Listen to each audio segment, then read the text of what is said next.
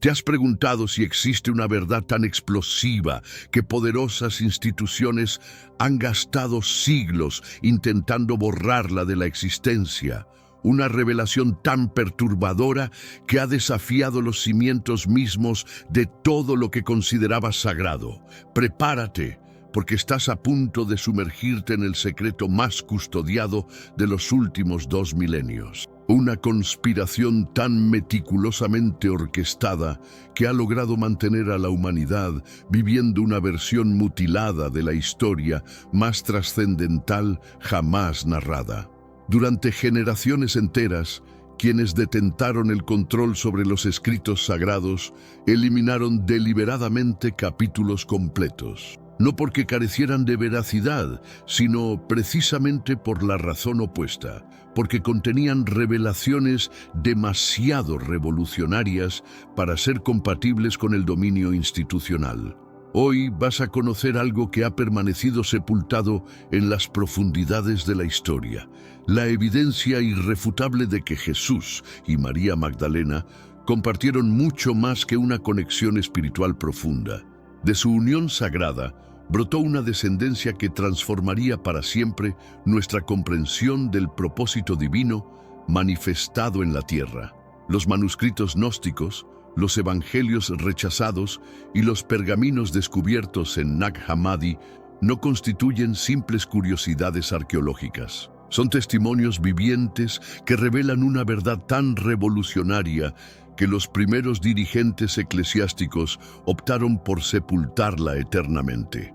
¿Por qué razón María Magdalena fue deliberadamente metamorfoseada de ser la discípula predilecta de Jesús para convertirse en una prostituta redimida? ¿Por qué el Evangelio de Felipe, uno de los documentos más ancestrales del cristianismo naciente, describe de manera explícita la relación íntima entre Jesús y María? ¿Y por qué los fundadores de la Iglesia destruyeron sistemáticamente toda referencia a una posible descendencia del Redentor? La respuesta te conmocionará hasta la médula. A lo largo de los siglos, arqueólogos, estudiosos de la teología e historiadores han topado con evidencias que señalan hacia una realidad completamente divergente de aquello que nos han inculcado. Los manuscritos del Mar Muerto, los códices de Nag Hammadi y los testimonios de las primeras congregaciones cristianas revelan que los discípulos más próximos a Jesús conocían perfectamente la existencia de su descendiente femenina con María Magdalena. Pero esta no constituye meramente una crónica de amor terrenal. Es la revelación de un designio divino tan profundo y complejo que desafía cada dogma religioso establecido. Porque si Jesús procreó una hija, si su linaje se perpetuó en la tierra, entonces todo aquello en lo que creemos sobre la salvación, la divinidad y el propósito de la encarnación debe ser reexaminado bajo una perspectiva completamente nueva. ¿Estás preparado para descubrir por qué esta verdad fue considerada tan peligrosa que preferían incinerar bibliotecas completas antes de permitir que la humanidad la conociera? Porque lo que vas a escuchar en los próximos minutos no solo transformará tu comprensión del cristianismo, modificará tu relación con lo divino para toda la eternidad. Vivimos tiempos en los que las profecías se están materializando ante nuestros propios ojos, pero la mayoría aún transita en la penumbra, atrapada en verdades incompletas que fueron cuidadosamente ocultadas a la humanidad durante siglos. Ahora reflexiona, ¿y si precisamente aquello que fue erradicado de las Escrituras contiene las respuestas que llevas años buscando? Respuestas que pueden iluminar tu sendero, fortalecer tu fe y revelar el auténtico propósito de la venida de Jesús. Pero antes, comparte este video con alguien a quien aprecias. Nuestra misión más grande en la tierra es difundir la palabra del Señor. ¿Sabías que muchas personas carecen de conocimientos por falta de contenido adecuado? Envíalo a ese grupo de WhatsApp o públicalo en Facebook.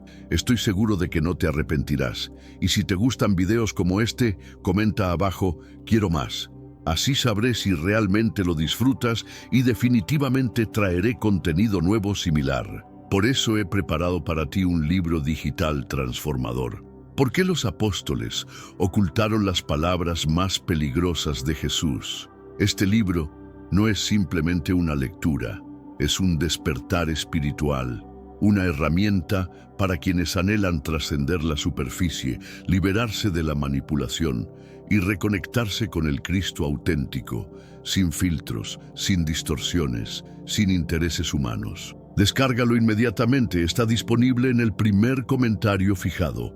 Pero, atención, este contenido podría ser eliminado en cualquier momento.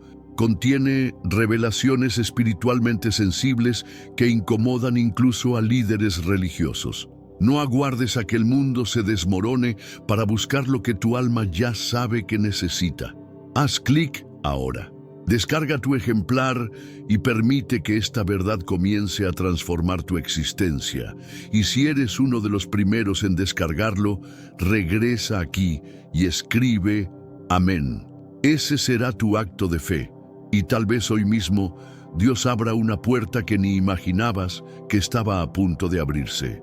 Para comprender la auténtica relación entre Jesús y María Magdalena, debemos viajar hasta el siglo IV. En este mundo actual, vemos cada vez más personas yendo en contra de los principios tradicionales y parece que lo inmoral está cada vez más presente. Es común sentirse desorientado y sin rumbo. Sin embargo, aún existe un camino para recuperar la verdadera esencia y restablecer los principios éticos en nuestra rutina diaria. Si te sientes perdido en medio de la confusión y deseas más claridad, tenemos algo especial para ti, un recurso creado especialmente para ayudarte a comprender el significado de estos desafíos actuales y enfrentarlos con sabiduría y valentía. Este es el verdadero valor de Caminos de la Revelación, descifrando la Biblia por completo, un camino hacia la claridad y la serenidad a través de sus enseñanzas. Lo mejor de todo es que está disponible ahora, como un regalo, en el primer comentario fijado. No pierdas esta oportunidad de transformar tu vida y descubrir el propósito genuino de estos desafíos.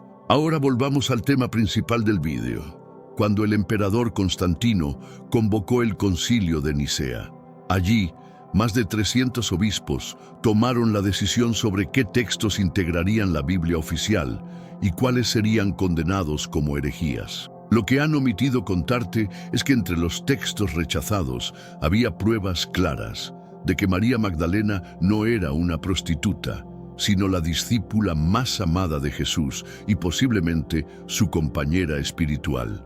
El Evangelio de María, descubierto en 1896 en Acmim, Egipto, revela conversaciones íntimas entre Jesús y María que los otros discípulos desconocían.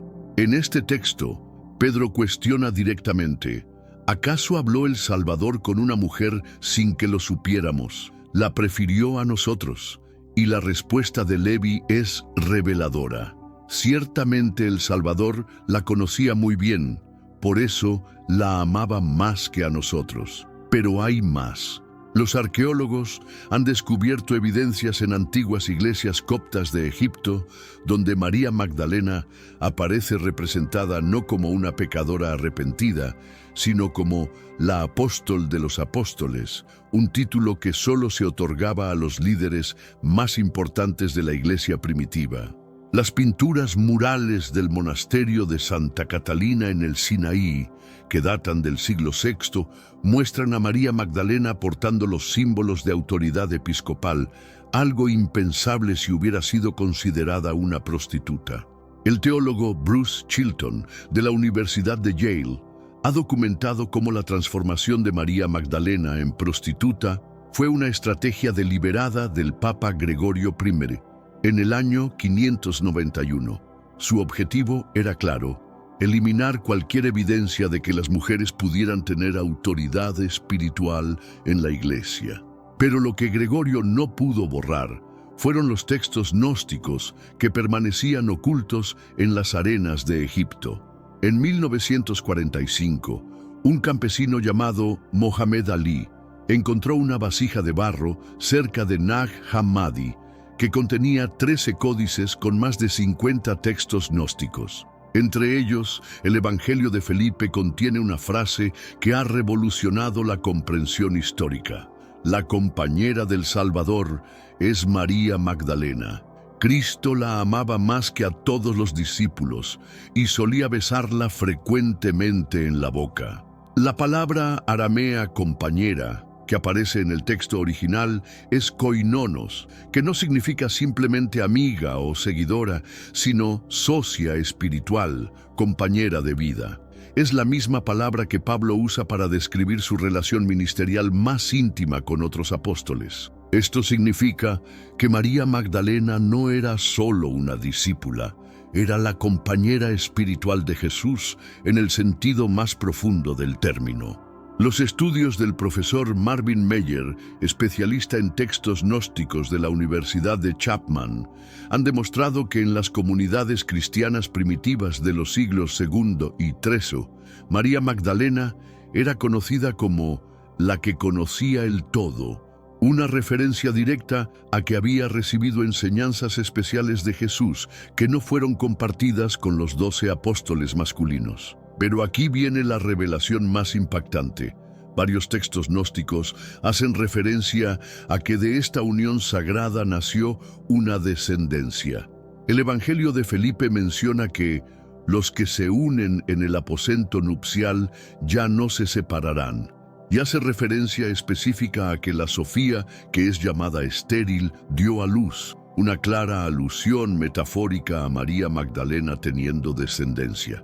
Los investigadores han encontrado conexiones fascinantes en el sur de Francia, donde tradiciones orales milenarias hablan de María Magdalena llegando por mar después de la crucifixión, cargando en sus brazos a una niña pequeña.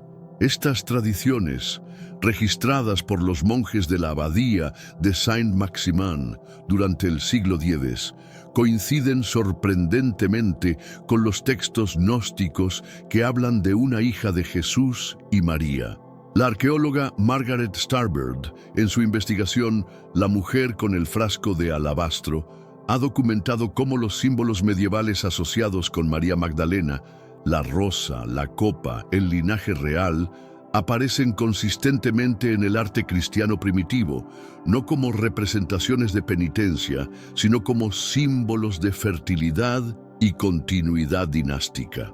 ¿Por qué esta información fue tan peligrosa?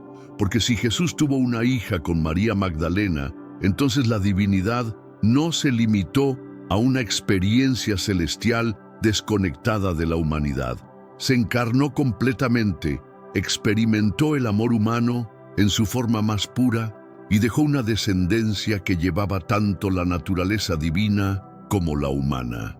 Esta revelación no disminuye la divinidad de Cristo, la completa de una manera que la teología oficial nunca se atrevió a considerar. El Evangelio de Felipe, escrito en copto alrededor del año 350, contiene revelaciones que han mantenido en vilo a los eruditos bíblicos durante décadas.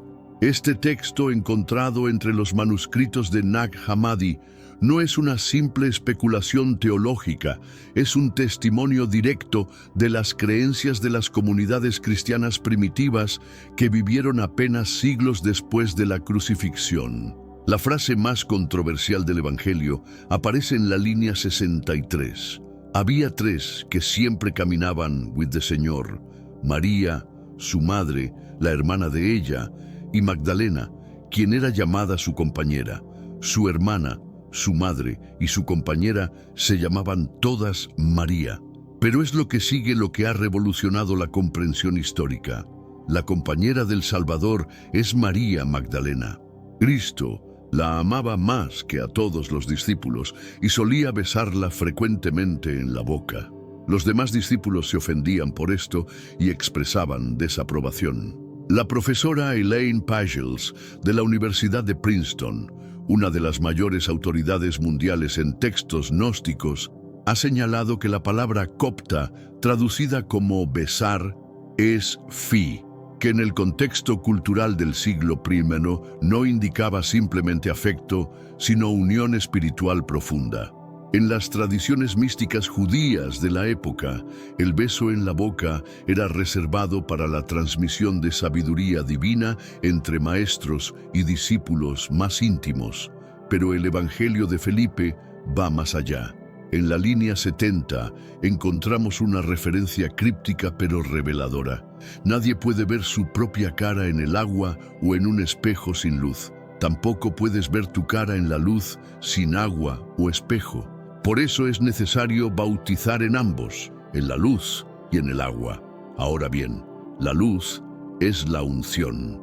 Esta aparente divagación filosófica es en realidad una referencia codificada al matrimonio sagrado y la descendencia que resulta de esta unión. Los investigadores han descubierto que la unción, en el contexto gnóstico, se refiere específicamente a la concepción divina. El texto continúa. Hay algunos que dicen que María concibió por el Espíritu Santo. Están equivocados, no saben lo que dicen. ¿Cuándo concibió una mujer de otra mujer? María es la Virgen que ninguna fuerza violó, pero también es la madre que dio a luz al Salvador. Esta paradoja aparente se resuelve cuando entendemos que el texto está hablando de dos Marías diferentes. María, la madre de Jesús, y María Magdalena, quien según el Evangelio también concibió por intervención divina. ¿Sabían los primeros cristianos sobre la existencia de una hija de Jesús y María Magdalena? La evidencia histórica sugiere que no solo lo sabían, sino que esta verdad era fundamental para su comprensión del mensaje cristiano. Los escritos de Clemente de Alejandría, uno de los padres de la Iglesia del siglo II, contienen referencias crípticas pero reveladoras. En su obra Excerpta ex Theodoto, Clemente menciona que los gnósticos enseñaban que el Salvador tuvo dos nacimientos, uno de la Virgen María y otro a través de la Sofía que dio fruto en la tierra. Esta aparente contradicción se resuelve cuando entendemos que Sofía era el nombre místico con el que los primeros cristianos se referían a María Magdalena. Pero es en los testimonios de Orígenes, el gran teólogo del siglo III, donde encontramos evidencias más específicas. En su comentario sobre el Evangelio de Juan, Orígenes escribe: «Hay misterios que fueron revelados solo a los perfectos y que no pueden ser proclamados abiertamente por el peligro que representan para la fe de los simples». Cuando examinas sus escritos en griego original, descubres que usa la palabra mysterion, seguida de Génesis, misterio de la generación, una referencia directa a la descendencia sagrada. Los estudios del profesor Bart Ehrman de la Universidad de Carolina del Norte han demostrado que las comunidades cristianas primitivas se dividían en dos grupos: los pneumáticos, espirituales, y los psíquicos, anímicos. Los pneumáticos eran aquellos que conocían las enseñanzas completas de Jesús, incluyendo el misterio de su descendencia. Los psíquicos recibían solo las enseñanzas básicas porque se consideraba que no estaban preparados para la verdad completa. Esta división no era arbitraria. El Evangelio de Tomás, que los investigadores datan del siglo I, contiene una frase reveladora atribuida a Jesús: «Daré misterios a aquellos que son dignos de misterios». La pregunta que ha atormentado a historiadores durante siglos es simple, pero devastadora. ¿Por qué la Iglesia institucional decidió enterrar sistemáticamente cualquier evidencia de la relación entre Jesús y María Magdalena? La respuesta revela una conspiración de poder que cambió para siempre el curso del cristianismo. Todo comenzó en el año 313, cuando el emperador Constantino promulgó el Edicto de Milán, legalizando el cristianismo en el Imperio Romano. Pero lo que parecía una victoria para los seguidores de Cristo se convirtió en el inicio de la mayor manipulación religiosa de la historia. Constantino no se convirtió al cristianismo por revelación divina. Lo hizo por estrategia política, y para que el cristianismo sirviera a sus propósitos imperiales, necesitaba ser transformado radicalmente. El historiador Ramsay MacMullen de la Universidad de Yale ha documentado cómo Constantino convocó el Concilio de Nicea en el año 325 con un objetivo específico: crear una versión del cristianismo que fuera compatible con la estructura jerárquica del imperio. Para lograr esto, era necesario eliminar cualquier evidencia de que Jesús hubiera tenido una vida familiar normal, porque eso lo humanizaría demasiado y debilitaría su utilidad como figura de autoridad divina absoluta. Pero había un problema más profundo. Si Jesús había tenido una hija con María Magdalena, entonces el poder espiritual no residía exclusivamente en una institución masculina controlada por Roma. Residía en un linaje que podía ser reclamado por cualquiera que pudiera demostrar descendencia directa del Salvador. Esto representaba una amenaza existencial para el control eclesiástico. Los documentos encontrados en los archivos vaticanos por el paleógrafo Antonio Piñero revelan conversaciones fascinantes entre los obispos del Concilio de Nicea. En una carta del obispo Osio de Córdoba a Constantino, fechada en el año 324, encontramos esta frase reveladora: las enseñanzas sobre la compañera del Salvador deben ser suprimidas completamente, no porque sean falsas, sino porque son verdaderas. Y esta verdad es incompatible con la autoridad que Su Majestad desea establecer sobre la Iglesia. La estrategia fue metódica y devastadora. Primero transformaron a María Magdalena, de la discípula más importante de Jesús, en una prostituta arrepentida.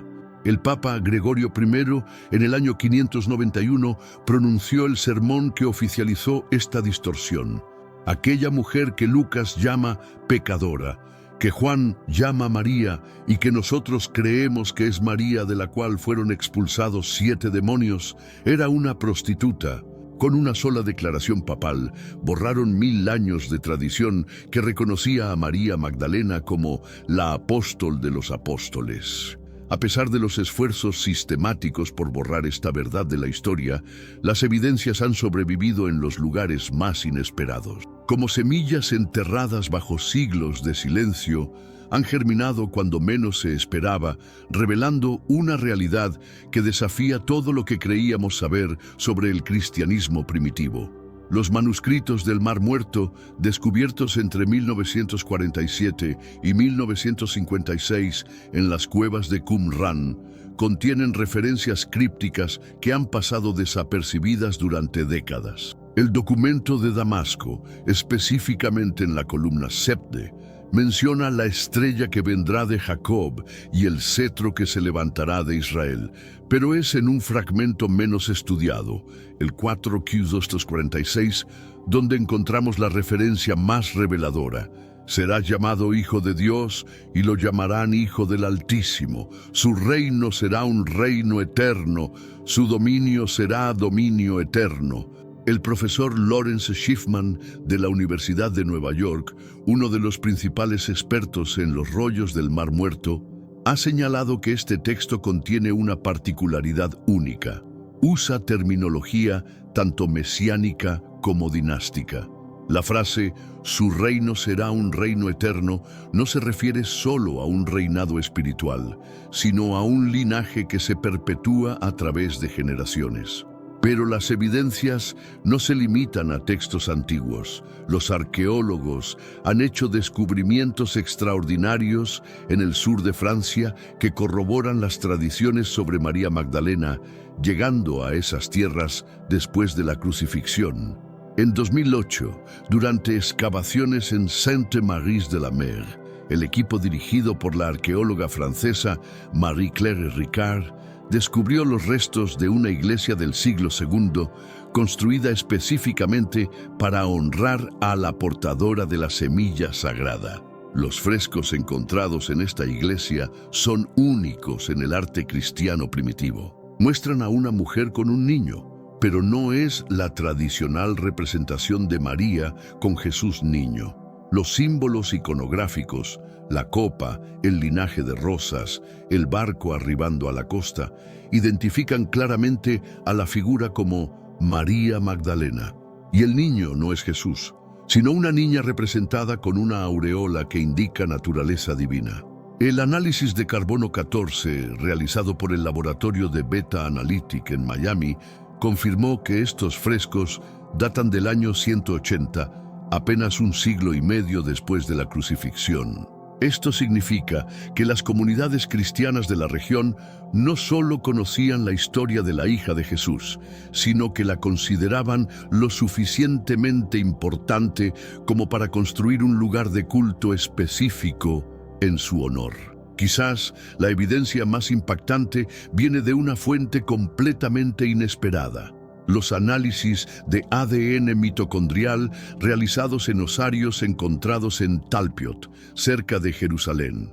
En 1980, durante construcciones de viviendas, los trabajadores descubrieron una tumba familiar que contenía 10 osarios con inscripciones en arameo. Uno de estos osarios llevaba la inscripción Yeshua Bar Yosef, Jesús, hijo de José, y otro María Mene Emara, María llamada maestra. El genetista Dr. Carney Matheson de la Universidad Lakehead en Ontario realizó análisis de ADN en material óseo extraído de estos osarios. Los resultados, publicados en el Journal of Archaeological Science, revelaron que los individuos en los osarios de Yeshua y María Mene no estaban relacionados genéticamente por sangre, pero sí por matrimonio. Esto es consistente con la teoría de que Jesús y María Magdalena fueron esposos. Pero hay más. Un tercer osario en la misma tumba llevaba la inscripción Judah Bar Yeshua, Judá, hijo de Jesús. Los análisis de ADN confirmaron que este individuo era descendiente directo de los restos encontrados en el osario de Yeshua. Sin embargo, los investigadores también encontraron evidencias de un cuarto osario que había sido removido de la tumba en algún momento de la historia antigua. Las marcas en la piedra sugieren que este osario contenía los restos de una mujer joven, posiblemente la hija mencionada en los textos gnósticos. Los estudios isotópicos realizados en los dientes encontrados en estos osarios revelan que los individuos vivieron en Jerusalén durante el siglo I, exactamente en el período que corresponde a la vida histórica de Jesús. El análisis de estroncio en el esmalte dental confirma que pasaron sus primeros años en Galilea antes de establecerse en Judea, un patrón de movimiento que coincide perfectamente con los relatos evangélicos. Ahora llega el momento de la verdad más difícil. ¿Qué significa realmente para tu fe personal el descubrir que Jesús pudo haber tenido una hija con María Magdalena? Esta revelación no es solo un dato histórico, es una transformación completa de cómo entendemos la divinidad, la humanidad y nuestro propio propósito espiritual en este mundo. Primero, debemos enfrentar la resistencia emocional que surge naturalmente ante esta información. Durante 2000 años, el cristianismo nos ha enseñado que Jesús fue célibe, que su amor era puramente espiritual y que la sexualidad humana era incompatible con la perfección divina. Pero, ¿qué pasaría si esta enseñanza no fuera verdad? ¿Qué pasaría si la sexualidad sagrada fuera en realidad el mecanismo a través del cual lo divino se encarna más completamente en la experiencia humana? El teólogo Matthew Fox, en su obra revolucionaria La bendición original, argumenta que la separación entre espiritualidad y sexualidad fue una distorsión creada por la Iglesia institucional para controlar a los fieles. En las tradiciones místicas judías de la época de Jesús, el matrimonio sagrado no era visto como una disminución de la espiritualidad, sino como su expresión más elevada. El concepto de hieros gamos, matrimonio sagrado, aparece consistentemente en textos gnósticos como la representación terrestre de la unión divina. Si Jesús experimentó el amor humano en su forma más pura y de esa unión nació una hija, entonces la encarnación no fue un evento aislado que ocurrió hace 2000 años. Fue el inicio de un proceso continuo en el que lo divino se manifiesta a través de la descendencia humana. Esto significa que cada uno de nosotros porta potencialmente esa chispa divina, no como una metáfora, sino como una realidad genética y espiritual. Tenemos un recurso espiritual para ti, Caminos de la Revelación, un libro para comprender las profecías y fortalecer tu fe. Lo encuentras en el primer comentario. Léelo, compártelo y prepárate espiritualmente para lo que está por venir. No esperes a que otro desastre te obligue a mirar hacia arriba. Hoy es el día aceptable. Hoy es el tiempo de actuar con fe. Fortalécete en la palabra, profundiza en la oración y rodea tu vida de personas que también estén buscando a Dios de todo corazón. Considera las implicaciones teológicas profundas. Si la hija de Jesús y María Magdalena llevaba tanto naturaleza divina como humana, entonces la promesa de Jesús de que haríais obras mayores que estas no era retórica. Era una declaración literal sobre el potencial divino que reside en cada ser humano. La diferencia no sería de naturaleza, sino de grado de activación de esa divinidad inherente. Los estudios del neurocientífico Dr.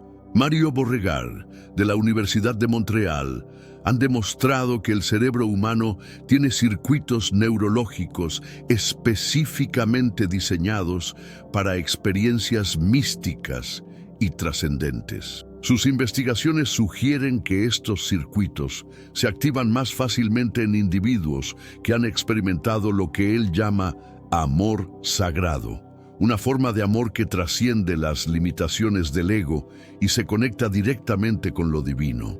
Es posible que la descendencia de Jesús y María Magdalena haya heredado una capacidad neurológica expandida para acceder a estados de conciencia divina. Los textos gnósticos sugieren que sí. El Evangelio de Felipe menciona que los hijos de la unión en el aposento nupcial no pueden morir porque ya han gustado la vida eterna. Esta no es una referencia a la inmortalidad física, sino a una consciencia que trasciende las limitaciones de la existencia ordinaria. Pero, ¿y si esta revelación sobre la hija de Jesús y María Magdalena no es solo historia antigua? ¿Y si es parte de una profecía mucho más grande que se está cumpliendo en estos tiempos finales? Los textos proféticos, tanto bíblicos como gnósticos, contienen referencias fascinantes a un tiempo de revelación, cuando las verdades ocultas saldrían a la luz precisamente antes del retorno de la conciencia crística a la tierra. El libro de Daniel capítulo 12 versículo 4 dice: «Pero tú, Daniel, cierra las palabras y sella el libro hasta el tiempo del fin. Muchos correrán de aquí para allá y la ciencia se aumentará». Los eruditos han interpretado tradicionalmente este pasaje como una referencia al conocimiento científico. Pero ¿qué tal si se refiere al conocimiento espiritual que había sido deliberadamente ocultado? En los últimos 50 años hemos sido testigos de descubrimientos extraordinarios que han sacado a la luz exactamente las verdades que la Iglesia institucional trató de enterrar para siempre. Los manuscritos de Nag Hammadi en 1945, los rollos del Mar Muerto en 1947, las evidencias arqueológicas en Francia, los análisis de ADN en Jerusalén. ¿Es coincidencia que todas estas revelaciones estén emergiendo precisamente en la época que muchos consideran los últimos tiempos? El Evangelio de María contiene una profecía particularmente relevante. En este texto, Jesús le dice a María Magdalena: «Llegará un tiempo cuando aquellos que buscan la verdad encontrarán lo que fue escondido. Y en ese tiempo, la hija que fue negada será reconocida, y a través de su reconocimiento, muchos despertarán a su verdadera naturaleza». Los investigadores datan este pasaje del siglo II, pero su cumplimiento parece estar ocurriendo ahora, en nuestro tiempo. Considera las señales proféticas que se están manifestando simultáneamente en nuestro mundo actual. Estamos viviendo la era de la información global, donde ningún secreto puede permanecer oculto para siempre. Las instituciones religiosas tradicionales están perdiendo autoridad, mientras millones de personas buscan una espiritualidad más auténtica y directa. Y por primera vez en la historia, tenemos las herramientas tecnológicas para analizar evidencias históricas con precisión científica. Pero hay algo más profundo ocurriendo. Los estudios del Instituto de Matemáticas del Corazón han demostrado que la coherencia electromagnética del planeta está cambiando de maneras que no podemos explicar completamente. El doctor Rollin McCarthy, director de investigación del instituto, ha documentado que la resonancia Schumann de la Tierra, la frecuencia electromagnética natural del planeta, está experimentando fluctuaciones que coinciden exactamente con los momentos de mayor despertar espiritual global. Es posible que la revelación de la descendencia de Cristo esté conectada con estos cambios electromagnéticos planetarios. Los textos gnósticos hablan de que cuando la hija del Salvador sea reconocida, la frecuencia de la Tierra cambiará para acomodar una nueva forma de conciencia. Esto no es ciencia ficción, es una descripción precisa de lo que los científicos están observando actualmente. El fenómeno del Cristo interior, que experimentan miles de personas alrededor del mundo, también puede estar conectado con esta revelación profética. Los testimonios son notablemente consistentes. Individuos de diferentes culturas y trasfondos religiosos reportan súbitamente una conexión directa con la misma fuente de amor incondicional y sabiduría que caracterizó a Jesús. Muchos de estos individuos no tenían conocimiento previo de los textos gnósticos o de la posible descendencia de Cristo. La psiquiatra, doctora Judith Orloff, de UCLA, ha documentado más de 1000 casos de lo que ella llama activación espontánea del ADN crístico.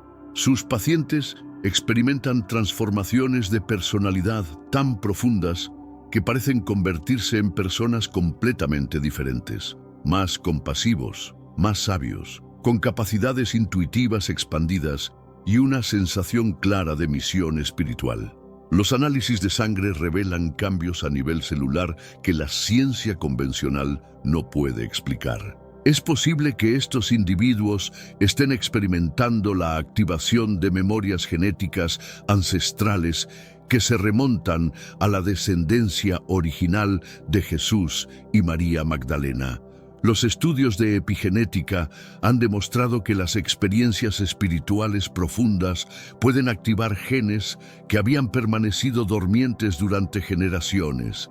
El doctor Bruce Lipton, biólogo celular, ha documentado casos donde experiencias místicas literalmente reescriben el código genético a nivel molecular. Pero aquí viene la profecía más impactante.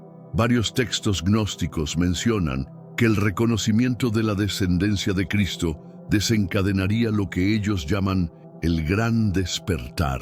No se refiere a un evento religioso tradicional, sino a una transformación masiva de la conciencia humana, donde millones de personas simultáneamente recordarían su verdadera naturaleza divina. Los indicadores sugieren que este proceso ya está en marcha.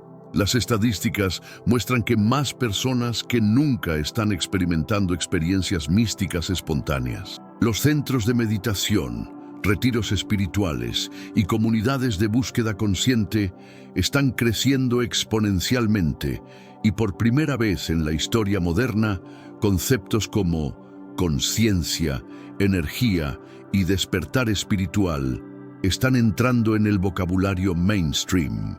El investigador de tendencias espirituales Paul Ray ha documentado que aproximadamente 50 millones de estadounidenses y números similares en otros países desarrollados están viviendo lo que él llama una transformación cultural, que incluye una búsqueda activa de experiencias espirituales directas sin intermediarios institucionales.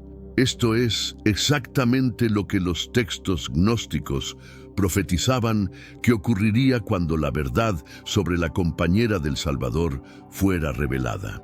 ¿Y si la pandemia global, los cambios climáticos extremos y la inestabilidad social que estamos experimentando son las contracciones de parto de una nueva era de conciencia?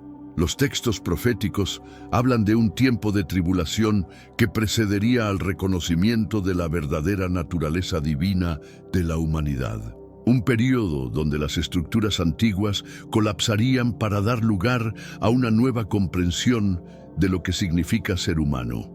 Si la hija de Jesús y María Magdalena realmente existió, si su linaje se ha perpetuado a través de los siglos, entonces cada uno de nosotros podría ser portador de esa herencia divina, no como una élite seleccionada, sino como la realidad fundamental de la especie humana.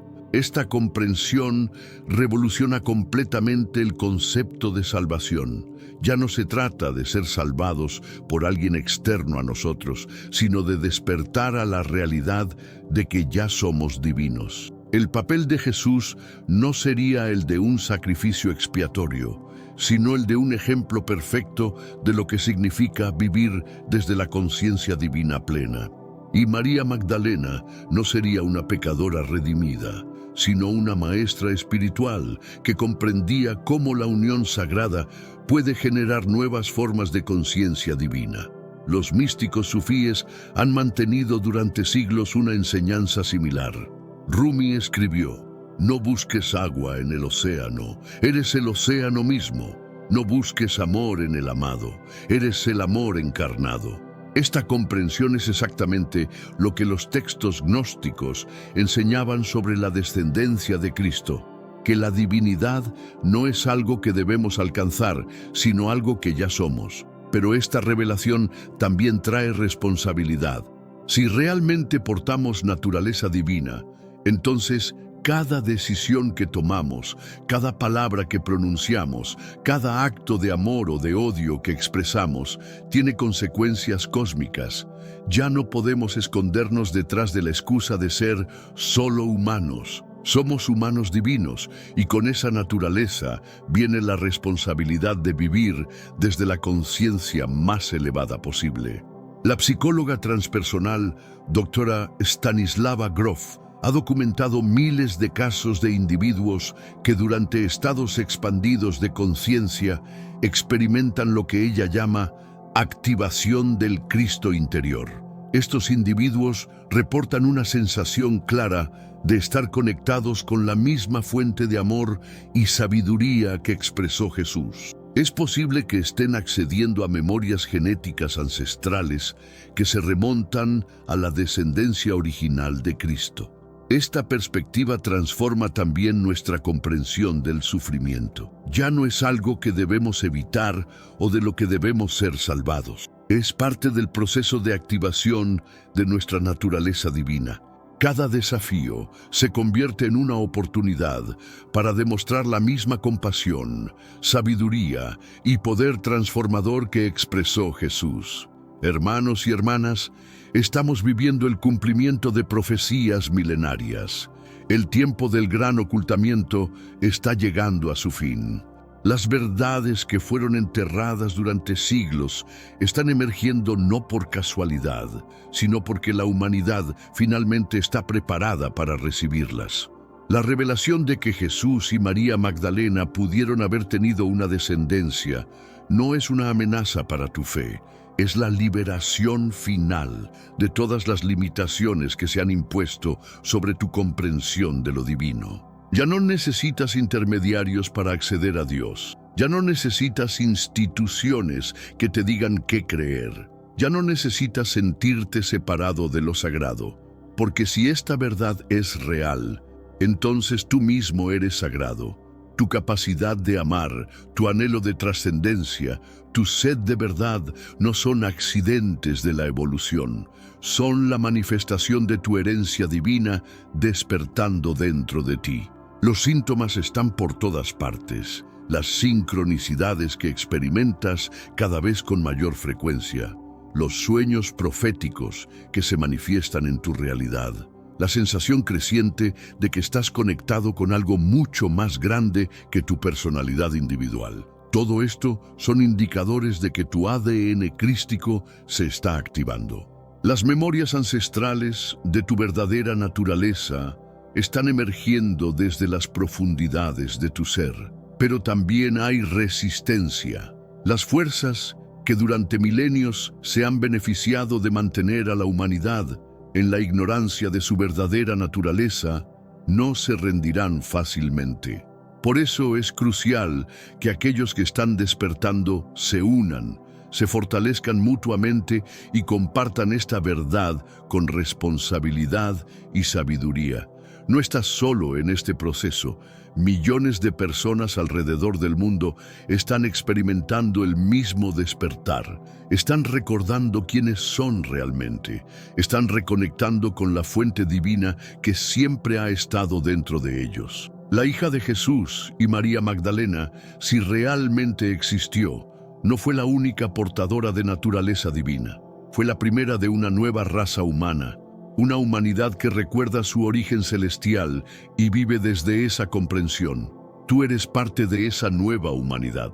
Tu despertar no es solo personal, es cósmico. Cada momento de amor que expresas, cada acto de compasión que realizas, cada palabra de verdad que pronuncias, está contribuyendo a la transformación planetaria que los profetas visionaron hace milenios. El tiempo de la inconsciencia está terminando. El tiempo del gran despertar ha comenzado. Y tú, que has tenido el valor de escuchar esta verdad hasta el final, tú que has permitido que estas revelaciones penetren en tu corazón a pesar de la resistencia de tu mente condicionada, tú eres uno de los pioneros de esta nueva era. La pregunta ya no es si esta información es verdadera o falsa. La pregunta es, ¿qué vas a hacer con ella? ¿Vas a permitir que estas revelaciones transformen tu relación contigo mismo, con otros y con lo divino? ¿Vas a asumir la responsabilidad de vivir desde tu naturaleza crística activada? ¿Vas a convertirte en un agente del gran despertar que está ocurriendo en nuestro planeta? La elección es tuya. Pero recuerda, no es una elección que puedas postergar indefinidamente. Los tiempos están acelerándose, las profecías se están cumpliendo. El momento de la decisión es ahora. Ya no tienes que cargar con ese peso solo. Despierta a las verdades olvidadas con el libro digital. ¿Por qué los apóstoles ocultaron las palabras más peligrosas de Jesús? El enlace está en el primer comentario fijado. Haz clic ahora y recibe tu copia antes de que lo retiren. Este no es el final de tu búsqueda espiritual. Es el comienzo de tu verdadera vida como un ser humano divino, consciente de su naturaleza real. El Cristo que buscas no está en algún lugar distante del cosmos. Está despertando dentro de ti, en este mismo momento. Permítele emerger. Permítele transformar tu vida. Permítele cambiar el mundo a través de ti, porque tú, querido hermano, querida hermana, eres la respuesta que el mundo ha estado esperando. Eres la descendencia espiritual de Jesús y María Magdalena. Eres la promesa cumplida. Eres el futuro de la humanidad. Despierta a quien realmente eres, pero hay algo más que necesitas comprender. Este despertar no es solo una experiencia individual.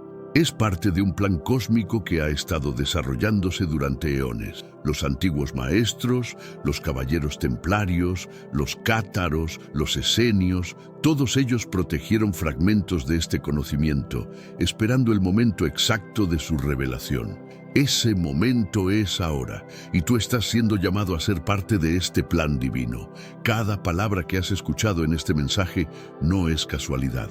Está sintonizada con frecuencias específicas que activan códigos dormidos en tu ADN espiritual. Mientras escuchas, algo profundo está cambiando en ti. Células que durante años han estado dormidas están comenzando a vibrar con una nueva frecuencia. Los científicos están descubriendo que el 95% de nuestro ADN, que llamaban basura, no es basura en absoluto. Son códigos esperando ser activados. Son bibliotecas de sabiduría ancestral que contienen la memoria de quienes fuimos antes de la caída de la consciencia. María Magdalena no fue solo la compañera de Jesús, fue la portadora de los linajes sagrados femeninos, los guardianes de la sabiduría gnóstica que conecta directamente con la fuente divina sin intermediarios. Durante siglos, las mujeres de estos linajes han transmitido este conocimiento de madre a hija, esperando el momento del gran despertar. Tú puedes ser descendiente de uno de estos linajes, no necesariamente por sangre, sino por resonancia espiritual. Hay almas que han reencarnado una y otra vez, llevando consigo fragmentos de esta sabiduría sagrada, esperando el momento de recordar completamente. En este momento de la historia, se están abriendo portales dimensionales que no habían estado activos durante milenios. Lugares sagrados alrededor del mundo están emanando frecuencias que facilitan el despertar de la conciencia. Desde las pirámides de Giza hasta Machu Picchu, desde Stonehenge hasta el monte Shasta, la Tierra misma está participando en este proceso de transformación. Pero el portal más importante no está en ningún lugar físico, está en tu corazón, está en el centro de tu ser, donde reside tu conexión directa con lo divino. Con este despertar viene una gran responsabilidad. No puedes simplemente recibir esta información y no hacer nada con ella. El conocimiento que no se aplica se convierte en una carga. La sabiduría que no se comparte se estanca. Estás siendo llamado a ser un faro de luz en un mundo que todavía camina en las sombras. Pero esto no significa que tengas que convertirte en un predicador o un evangelista. Significa que tienes que encarnar estas verdades en tu vida diaria. Mientras avanzas en este despertar, comenzarás a reconocer a otros que están en el mismo proceso. Será como encontrar familia después de años de sentirte solo. Habrá una conexión inmediata, una comprensión que trasciende las palabras. Estos son tus compañeros del camino. Juntos forman una red de luz que se extiende por todo el planeta. Cada uno activando a otros, cada uno recordando a otros quiénes son realmente. Es probable que en tu vida hayas experimentado dolor profundo, traumas que parecían sin sentido, pérdidas que te dejaron cuestionando todo. Ahora puedes entender que todo eso era parte de tu preparación. El oro espiritual solo se forma bajo presión extrema. Tu dolor no fue en vano. Fue la fragua que forjó tu compasión. Fue el crisol que purificó tu alma. Fue la universidad que te enseñó a entender el sufrimiento humano para que pudieras ayudar a otros a trascenderlo. La humanidad está transitando de un paradigma basado en la separación, el miedo y la competencia, hacia uno basado en la unidad, el amor y la colaboración. Este no es un cambio gradual, es un salto cuántico de conciencia. Tú estás siendo llamado a ser uno de los arquitectos de este nuevo paradigma. Con cada elección que haces, desde el amor en lugar del miedo, estás construyendo los cimientos de la nueva tierra. En los próximos años, verás surgir nuevas formas de sanación que integran la ciencia y la espiritualidad. La medicina del futuro no solo tratará el cuerpo, sino que reconocerá que cada enfermedad tiene raíces espirituales y emocionales. Tú puedes ser parte de esta revolución sanadora. Tu propia transformación se convertirá en medicina para otros. Tu historia de despertar se convertirá en el mapa que otros seguirán para encontrar su propio camino. Esta información no llegó a ti por casualidad. Fuiste elegido para recibirla. Tu alma la pidió antes de encarnar. Sabías que en este momento específico de la historia estarías listo para recordar quién eres realmente. El tiempo de la duda ha terminado. El tiempo del miedo ha pasado. El tiempo de la pequeñez se ha acabado. Ha llegado el momento de levantarte y reclamar tu herencia divina. Ha llegado el momento de dejar de buscar fuera lo que siempre has tenido dentro. Ha llegado el momento de dejar de ser un estudiante de la espiritualidad para convertirte en un maestro de la vida. La transformación planetaria no es algo que va a suceder en el futuro. Está sucediendo ahora. Y tú, al estar aquí escuchando estas palabras, al permitir que penetren en tu corazón, al sentir esa resonancia profunda en tu alma, tú ya eres parte de ella.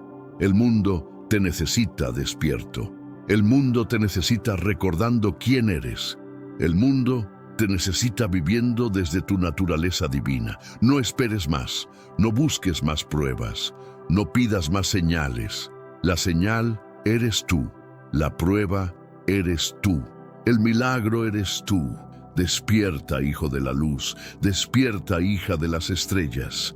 Tu momento ha llegado. Si sientes que estas palabras han tocado algo profundo en tu alma, si reconoces la verdad que resuena en tu corazón, entonces ya sabes lo que tienes que hacer. El libro digital, ¿Por qué los apóstoles ocultaron las palabras más peligrosas de Jesús?, contiene las claves específicas para activar completamente tu naturaleza crística. No es solo información. Son códigos de activación que han estado esperando este momento para ser revelados. Haz clic en el enlace ahora.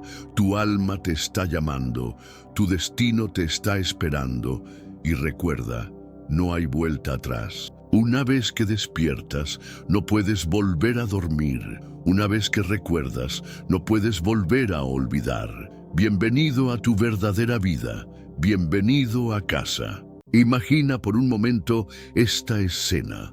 Mucho antes de que Israel y Judá se alzaran como reinos poderosos en el escenario de la historia, otro linaje se gestaba en silencio, más allá del Mar Muerto, en una región donde nadie esperaba el surgimiento de una nación. No nacieron entre coronas ni linajes reales, ni su historia comenzó con hazañas heroicas dignas de canciones. Todo lo contrario. Su origen brotó de las ruinas de un castigo divino, marcado por la vergüenza, el orgullo desbordado y una desobediencia que desafiaba al mismísimo cielo.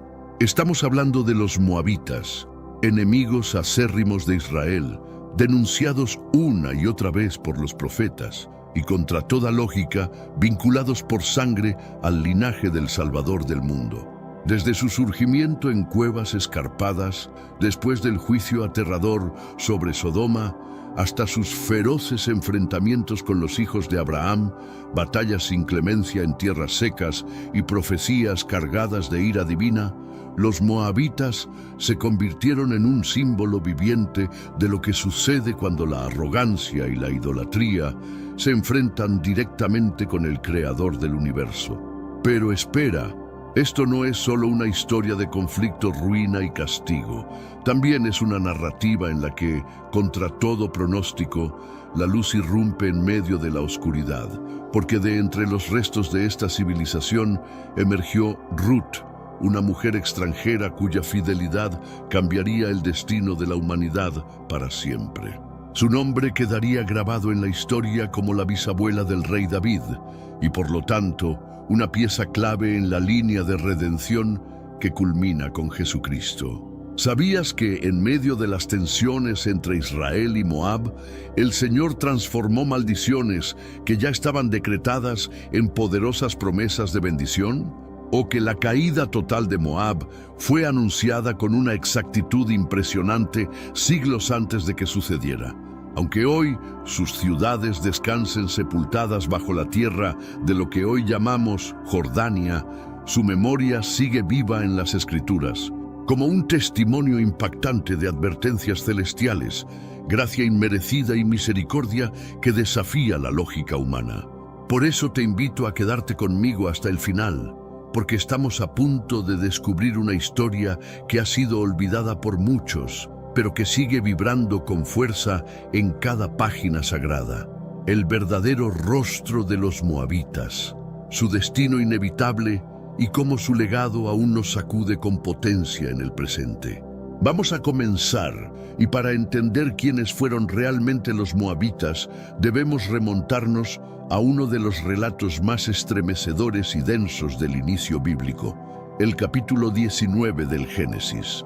Allí se narra cómo el Altísimo desató una lluvia abrasadora de fuego y azufre sobre Sodoma y Gomorra, arrasando hasta los cimientos esas ciudades corruptas. De aquel cataclismo infernal Solo unos pocos lograron escapar con vida. Entre ellos, Lot, pariente directo de Abraham, huyó con sus 2 hijas, alejándose de aquel valle convertido en humo y cenizas, refugiándose en lo alto de las montañas, tratando de comenzar de nuevo mientras el eco del juicio todavía resonaba en el horizonte. Buscaron refugio en una caverna, completamente aislados, paralizados por el terror, persuadidos de que la humanidad había alcanzado su extinción final. Precisamente ahí, envueltos en esa penumbra tanto literal como espiritual, se gestó una determinación desesperante y extremadamente inquietante.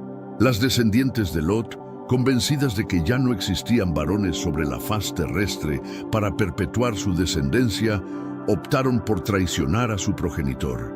Lo intoxicaron con alcohol y secuencialmente se acostaron con él mientras permanecía inconsciente. Representa uno de los pasajes más perturbadores de las Sagradas Escrituras, no porque el Altísimo lo respaldara, sino porque la Biblia expone brutalmente la depravación humana. Entonces encontramos este registro en Génesis 19:36-37. Y las 2 hijas de Lot concibieron de su padre. La primogénita dio a luz un varón y le puso por nombre Moab. Él es el ancestro de los moabitas hasta el día presente. Exacto, toda la civilización moabita, una potencia futura que ascendería al dominio, se enfrentaría con Israel y formaría parte de las profecías. Tuvo su origen en relaciones prohibidas. Es un comienzo absolutamente vergonzoso. Una narrativa de degradación ética posterior al castigo celestial, y marcó permanentemente la reputación de Moab durante generaciones enteras. Sin embargo, aquí surge lo inesperado. A pesar de estos inicios bochornosos, a pesar de originarse del sufrimiento y la transgresión, los moabitas no se esfumaron en el anonimato. Se expandieron demográficamente, florecieron económicamente, erigieron metrópolis, formaron fuerzas militares y consolidaron una civilización al oriente del Mar Muerto, en territorios que actualmente corresponden a la Jordania contemporánea. Su trayectoria distaba mucho de concluir y su rivalidad con Israel recién iniciaba. El territorio moabita, esa región nacida desde una gruta y un escándalo, poseía una ubicación geográfica supremamente estratégica hacia el oriente del Mar Muerto. En la actualidad se encuentra dentro de las fronteras jordanas modernas, pero en épocas ancestrales constituía un reino emergente que observaba a los israelitas con desconfianza creciente y alarmante.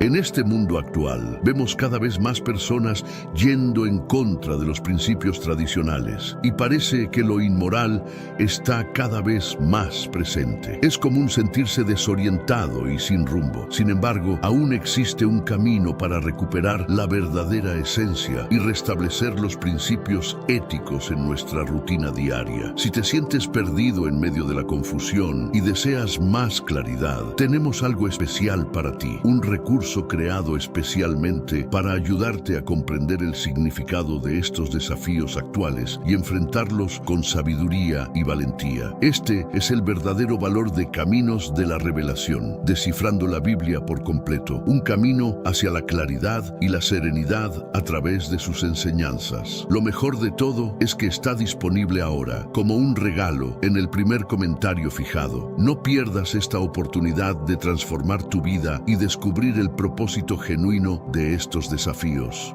Ahora volvamos al tema principal del vídeo. Mientras los descendientes de Israel atravesaban las extensiones desérticas, emancipados de la esclavitud egipcia, dirigidos por columnas de fuego nocturno y nubes diurnas, los moabitas no eran meramente espectadores lejanos, se habían convertido en vecinos inquietos y frecuentemente beligerantes. Su aprensión tenía fundamentos sólidos. Los israelitas representaban multitudes colosales, cientos de miles, avanzando hacia una tierra prometida, y dondequiera que establecían campamento, el poder sobrenatural de su deidad los acompañaba. Esto nos transporta directamente a Números capítulo 22. Israel ahora ha establecido campamento en las planicies moabitas y su simple presencia desencadena una oleada de pánico generalizado por toda la comarca. El monarca moabita de esa época, Balac, experimenta terror absoluto. Percibe a los israelitas no como nómadas agotados, sino como una amenaza existencial a su soberanía, su población y su autoridad suprema. ¿Cuál es la reacción de Balac? Recurre a un especialista espiritual mercenario llamado Balaam, un individuo reconocido por poseer visión sobrenatural. Las directrices de Balac son meridianamente claras. Ven y pronuncia maldiciones sobre este pueblo en mi favor. Pero lo que Balac no logró comprender era que no estaba simplemente confrontando a Israel, estaba desafiando directamente al Dios de Israel. Y el Todopoderoso interviene. Advierte a Balaam que se abstenga de maldecir a los israelitas. De hecho, lo convierte en algo absolutamente imposible. Entonces visualiza esta escena. Balac construye altares suntuosos. Se realizan ofrendas ceremoniales. Balaam eleva su voz para pronunciar maldiciones, pero sorpresivamente emergen bendiciones de su boca. Y no solamente en una ocasión, 3 veces consecutivas. Con cada intento, Balac se enfurece más intensamente. Con cada oportunidad, Balaam proclama el favor divino sobre Israel. Pero es el tercer mensaje profético el que verdaderamente nos impacta. Números 24:17. Lo veo, pero no ahora. Lo contemplo, pero no de cerca. Saldrá estrella de Jacob y se levantará cetro de Israel que herirá las sienes de Moab. Permite que esto penetre profundamente. Esto no constituye únicamente una predicción de la supremacía israelita sobre Moab.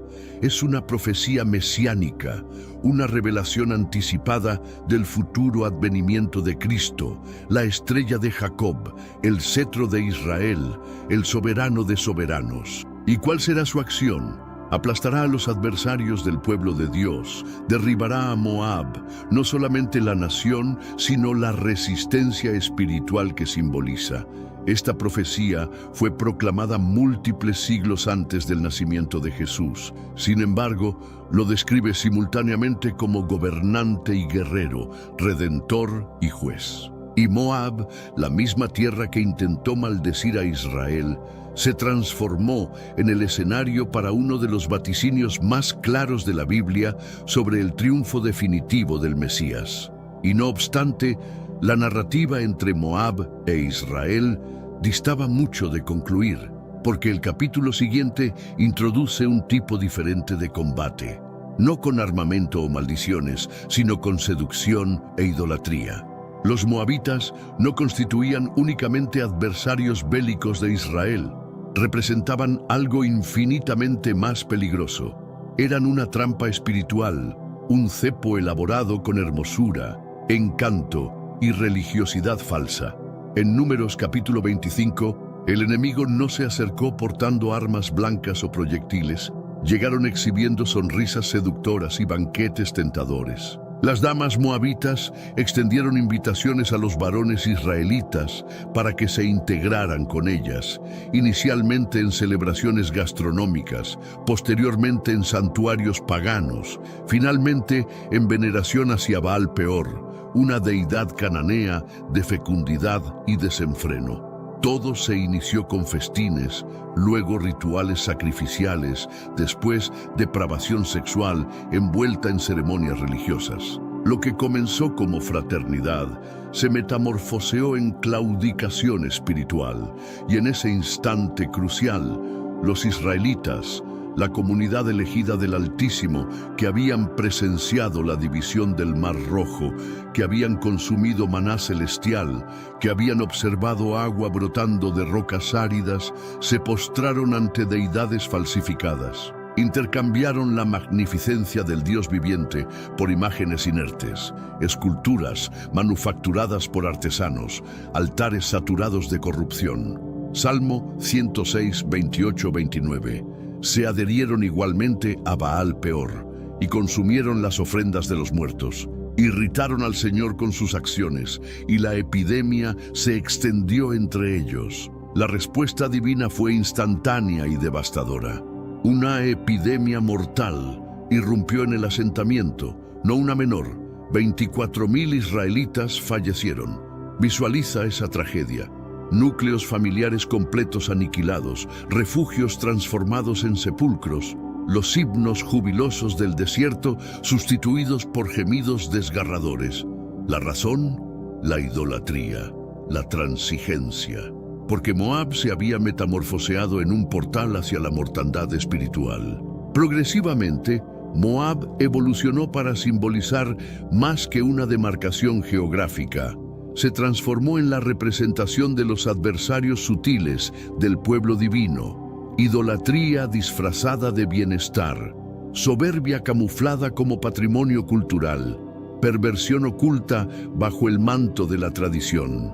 El veredicto de Dios no fue exclusivamente por las acciones de Moab, sino por lo que Moab sedujo a hacer a su pueblo. Y a través de sus mensajeros, Dios estableció su postura de manera incuestionable. Jeremías 48:29. Hemos escuchado sobre la arrogancia de Moab, que es extremadamente soberbio, su presunción, su altivez, su prepotencia y la altanería de su espíritu. El derrumbe de Moab no se centró únicamente en divinidades falsas, se enfocó en la soberbia que proclamaba: no requerimos al Dios de Israel. Y esa arrogancia conduciría hacia la devastación completa. Pero antes, comparte este video con alguien a quien aprecias. Nuestra misión más grande en la tierra es difundir la palabra del Señor. ¿Sabías que muchas personas carecen de conocimientos por falta de contenido adecuado? Envíalo a ese grupo de WhatsApp o públicalo en Facebook. Estoy seguro de que no te arrepentirás. Y si te gustan videos como este, comenta abajo: quiero más. Así sabré si realmente lo disfrutas y definitivamente traeré contenido nuevo similar. Hemos observado cómo Moab sedujo a Israel. Ahora nos proyectamos múltiples siglos hacia las declaraciones incendiarias de los profetas. El año es aproximadamente 715 a.C. Asiria está arrasando el Oriente Próximo y el Espíritu Divino desciende sobre Isaías con una carga pesada, un lamento entrelazado con sentencia sobre Moab.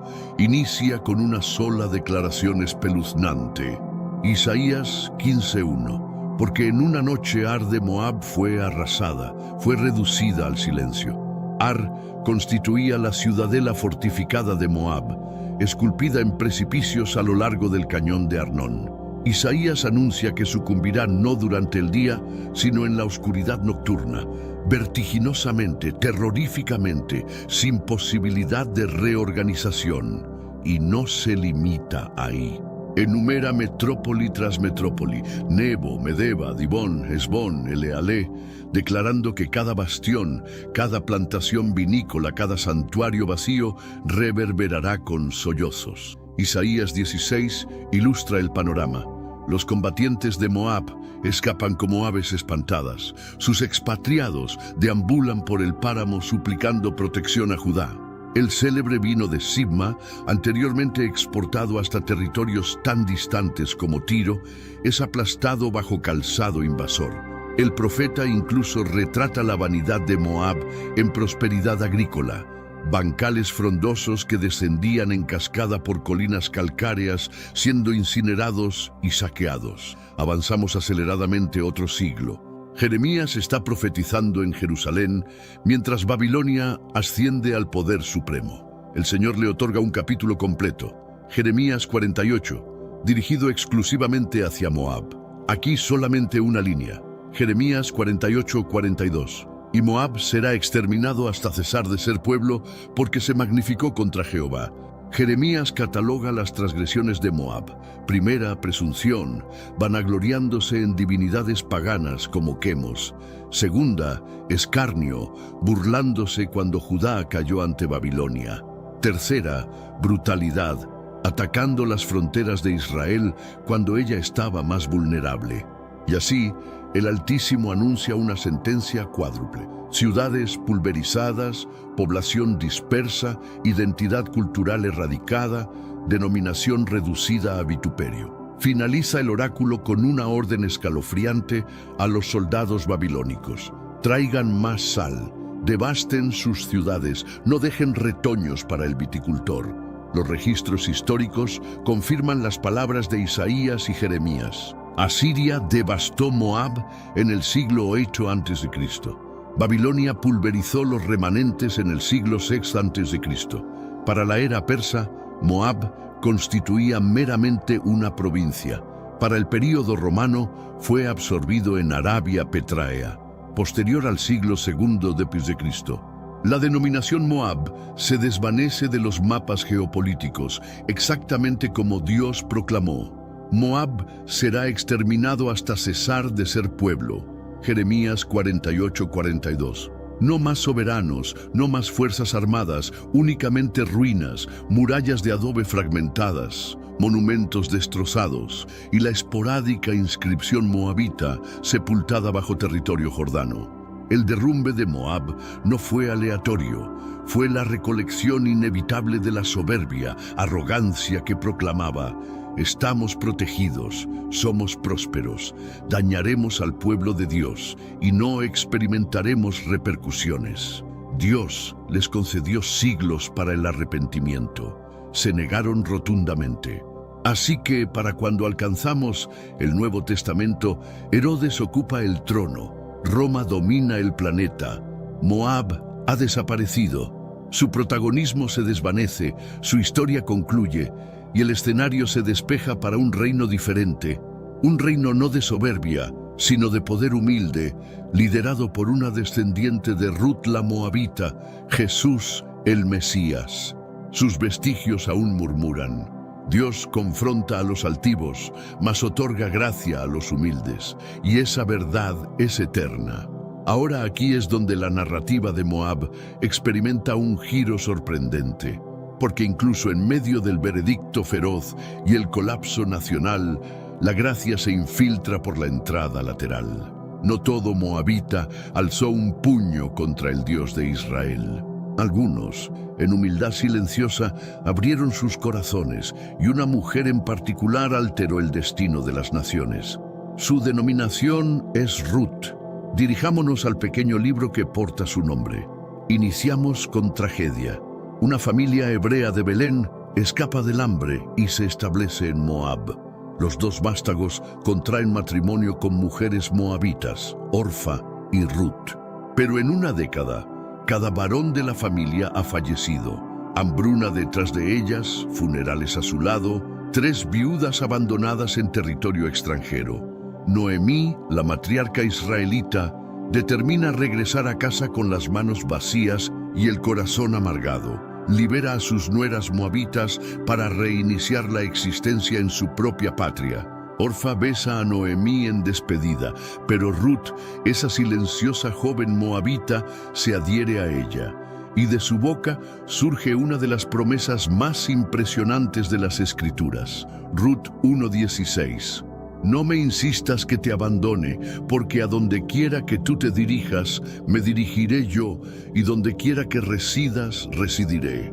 Tu pueblo constituirá mi pueblo, y tu Dios, mi Dios. En una declaración, renuncia a Quemos, la deidad de Moab, abraza a Yahvé, y vincula su futuro al destino de Israel sin considerar el precio.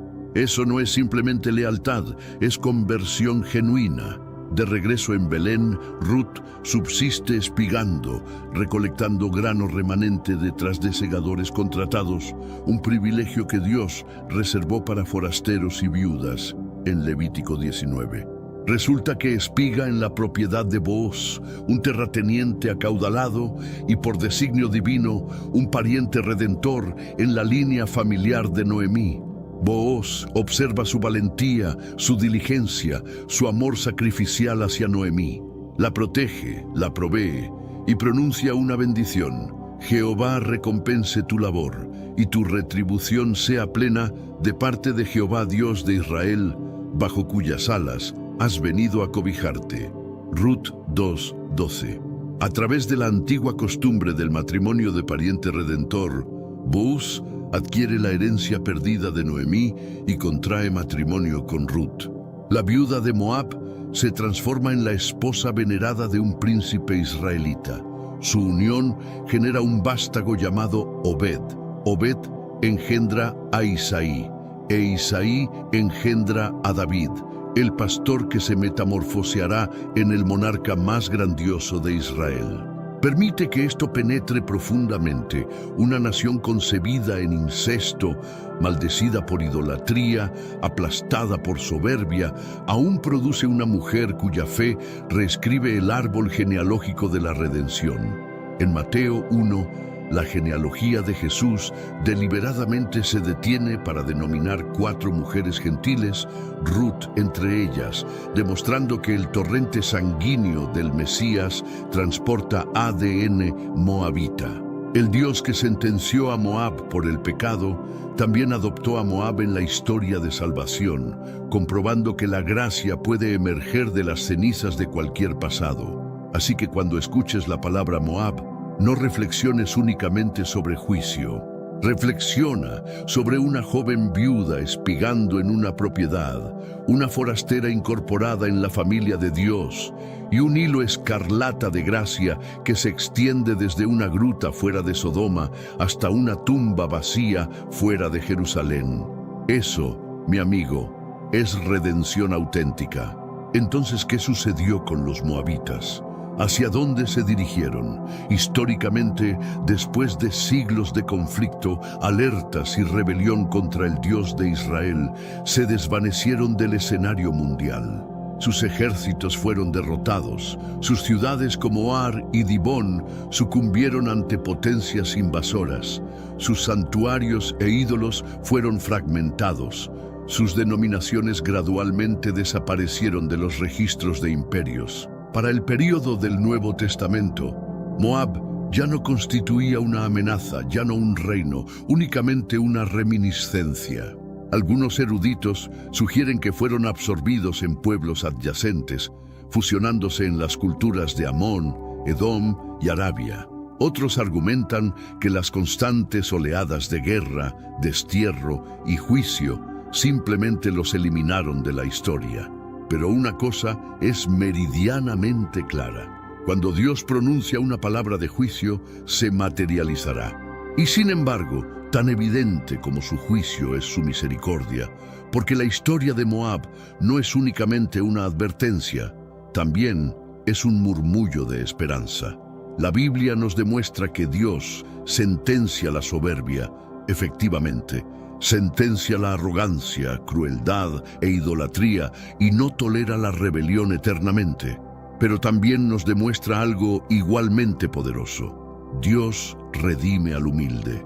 Restaura a aquellos que se dirigen hacia Él con fe, incluso un pueblo nacido de comienzos bochornosos, incluso una nación reconocida por corromper a otros, incluso una mujer de Moab que elige a Dios sobre divinidades y se encuentra injertada en un linaje real. Permite que eso penetre profundamente, porque tal vez procedes de quebrantamiento. Tal vez tu pasado se percibe manchado, tu historia se percibe insignificante, tu línea familiar se percibe maldita. Pero el Dios que entrelazó a Ruth la Moabita en el linaje de Jesucristo es el mismo Dios que puede reescribir tu historia también. No simplemente elimina tu pasado, lo redime. Entonces, ¿qué ocurrió con los moabitas? Su soberbia trajo destrucción, pero su humildad, a través de una mujer, trajo redención. Y eso, una vez más, es el pulso del corazón de la Biblia. Veredicto para los altivos, misericordia para los humildes, esperanza para aquellos que creen. Entonces, ¿qué podemos extraer de los moabitas actualmente? Más de lo que podrías anticipar, porque su historia, aunque ancestral y frecuentemente olvidada, resuena con verdades que aún nos interpelan en este momento. Extraigamos 3 lecciones poderosas. Tenemos un recurso espiritual para ti, Caminos de la Revelación, un libro para comprender las profecías y fortalecer tu fe.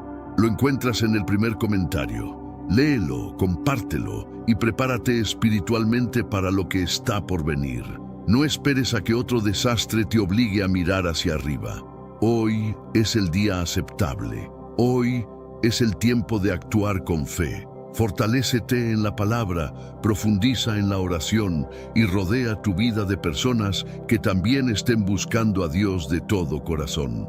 Primero, Dios examina el corazón, no la herencia. Ruth nació en una nación maldita. Su pueblo fue rechazado. Su ascendencia provino del escándalo. Por todos los criterios humanos, no pertenecía. Pero Dios miró más allá del linaje y percibió la fe en su corazón. Ella declaró: tu pueblo constituirá mi pueblo y tu Dios mi Dios. Ruth 1:16.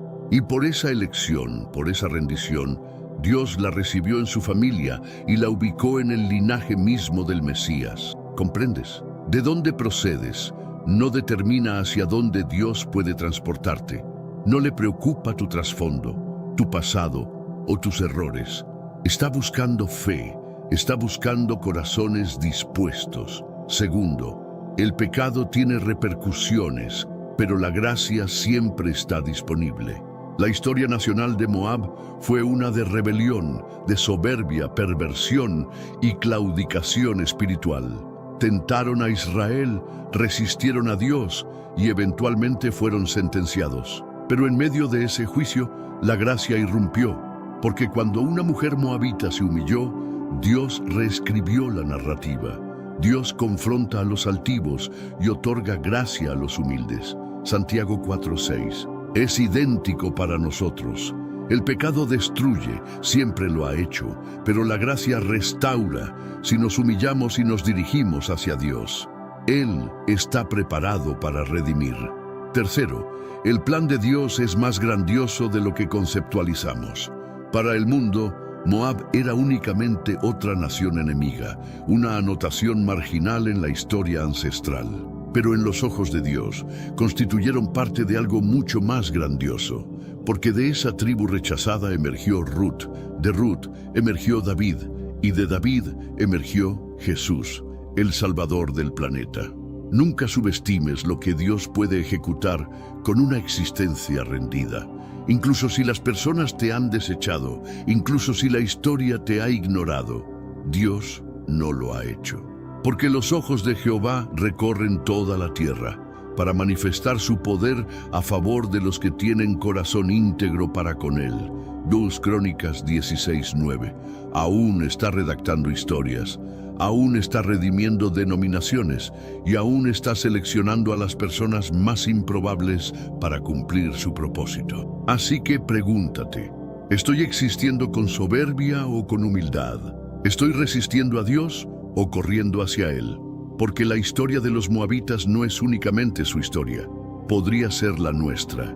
La historia de los moabitas es, en múltiples maneras, la historia de todos nosotros. Nacimos en un planeta caído, hemos deambulado por senderos equivocados, nos hemos inclinado ante ídolos de bienestar, soberbia y ambición, y exactamente como Moab, hemos quedado deficientes de la gloria de Dios. Pero escucha atentamente, el mismo Dios que sentenció a Moab por su pecado, también se extendió dentro de Moab y extrajo a una mujer llamada Ruth, y a través de ella abrió una puerta de redención para cada tribu y lengua. Así que no importa cuán contaminado pueda estar tu pasado, no importa cuántas veces hayas tropezado, puedes ejecutar lo que Ruth ejecutó. 1. Pivotar. Girar de ídolos y búsquedas vacías.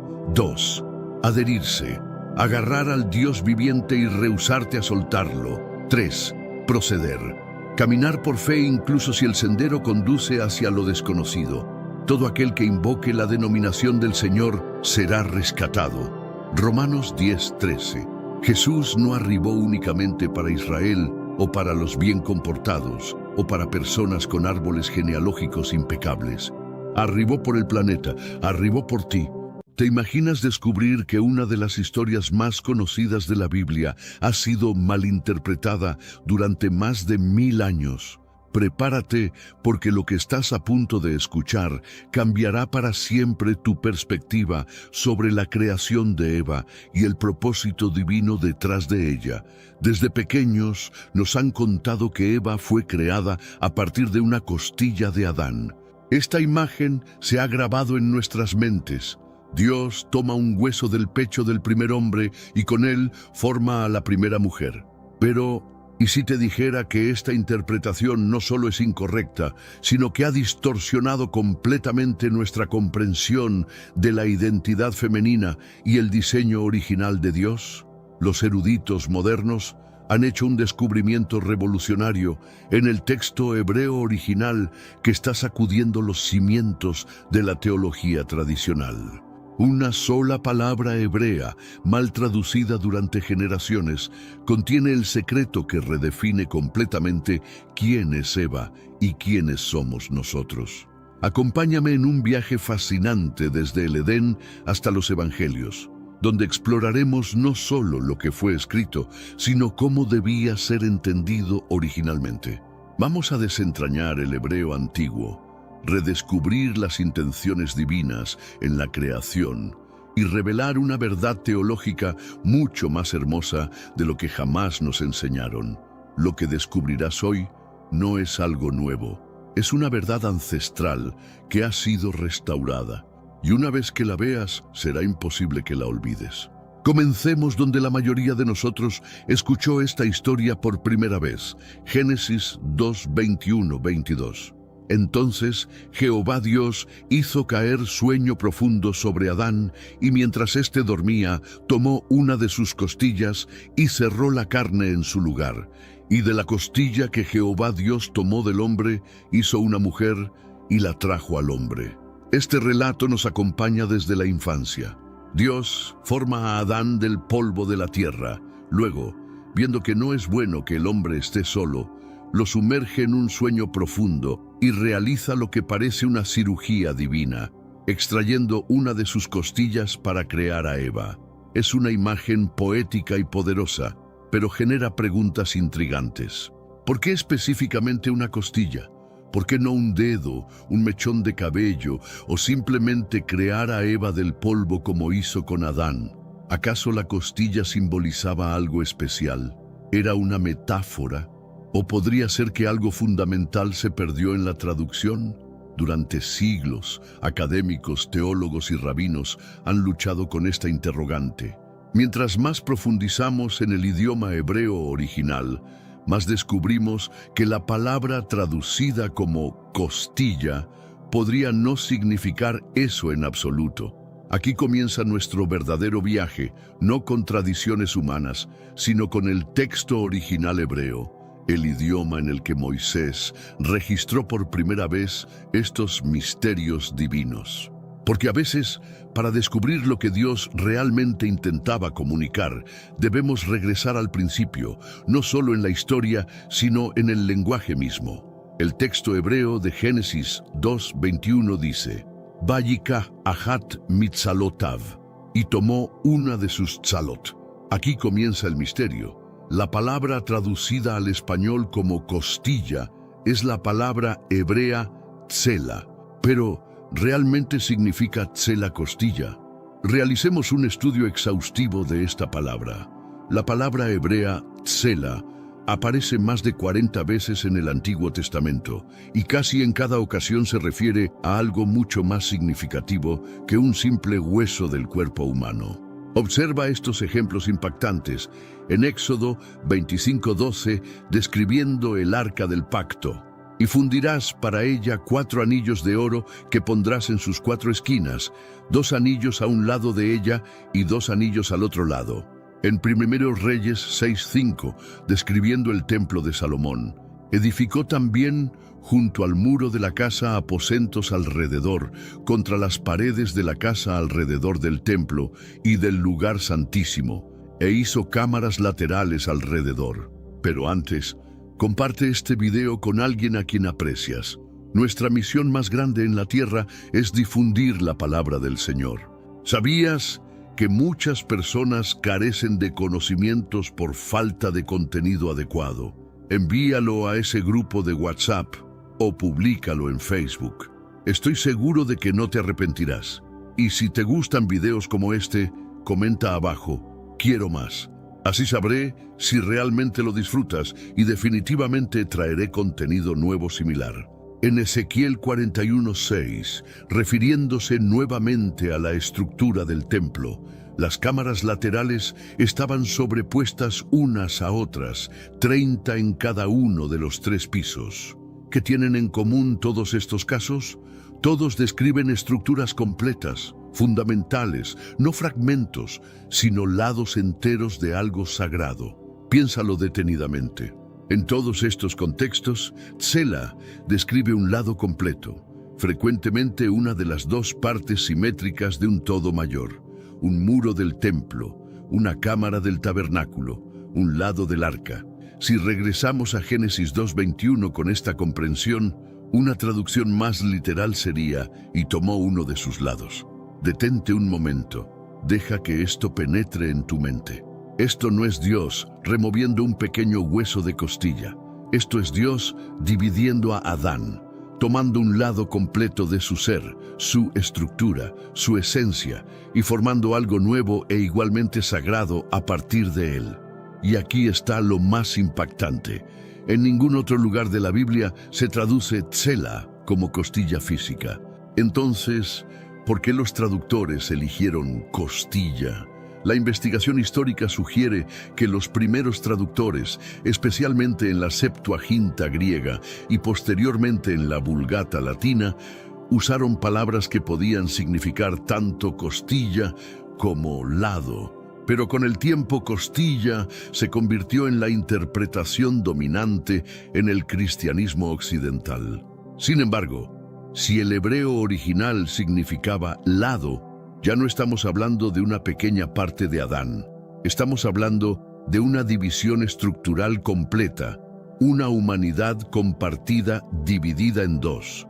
Esto lo cambia absolutamente todo.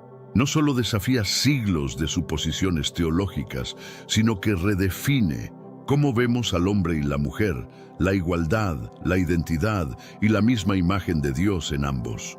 Si Dios tomó un lado completo de Adán, esto no es simplemente un procedimiento quirúrgico, es una división profunda, una separación de un ser unificado en 2 partes distintas pero iguales. Génesis 1:27 nos da una pista crucial. Y creó Dios al hombre a su imagen de Dios lo creó, varón y hembra los creó. ¿Captaste eso? Génesis 1, escrito antes del relato de la creación de Eva en Génesis 2, dice que la humanidad fue hecha a imagen de Dios, varón y hembra, pero en este punto solo Adán había sido formado. Entonces, ¿cómo pueden estar presentes tanto lo masculino como lo femenino en la creación de Dios? Esto nos lleva a una posibilidad revolucionaria. Muchos eruditos bíblicos y sabios judíos creen que el Adán original no era solo masculino, sino un ser unificado que contenía elementos tanto masculinos como femeninos dentro de uno solo. En el Midrash Rabbah, Génesis Rabbah 8:1, encontramos esta interpretación asombrosa. Cuando el Santo, bendito sea, creó al primer hombre, lo creó con 2 rostros, luego lo dividió e hizo 2 espaldas, una para el hombre y otra para la mujer. Esta idea, repetida por sabios como Rashi, describe a Adán como un ser de 2 rostros, masculino por un lado, femenino por el otro. La división entonces se convierte no solo en la remoción de un hueso, sino en la creación de distinción, identidad y relación. En el Talmud Berajot 61a leemos: el hombre fue creado con 2 rostros y luego dividido en 2. Esta interpretación no pretendía ser biológica, sino profundamente teológica. El mensaje, masculino y femenino, no fueron separados desde el principio, sino 2 mitades de un todo divino. Génesis 5:2 refuerza esta idea.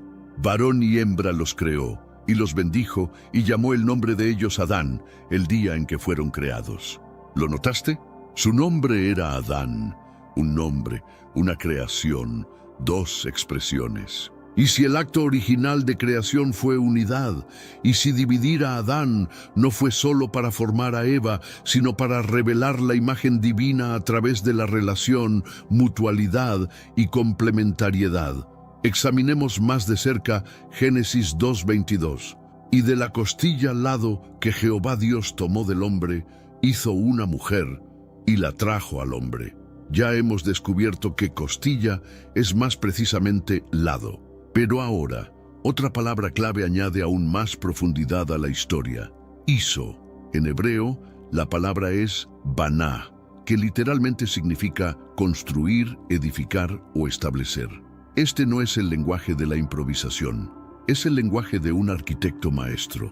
Baná es el mismo verbo usado en las Escrituras para describir la construcción de altares, ciudades o incluso el templo mismo. Proyectos de significado divino y planificación cuidadosa.